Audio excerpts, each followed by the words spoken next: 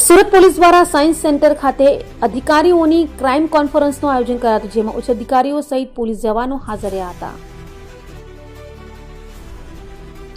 સુરત પોલીસની 2 દિવસીય crime કોન્ફરન્સનું city light સ્થિત સાયન્સ સેન્ટર ખાતે આયોજન કરાયું હતું.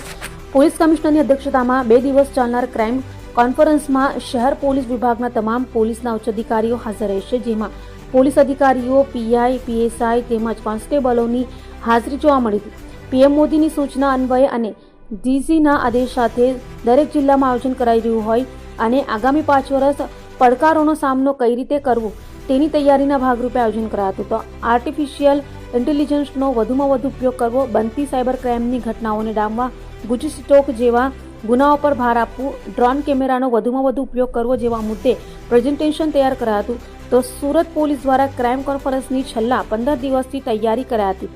શહેરની સુરક્ષા અને સલામતી માટે કયા સુધારા વધારા કરવા સહિતની બાબતોને લઈ 2 દિવસની ક્રાઇમ કોન્ફરન્સમાં ચિંતન મંથન કરાશે.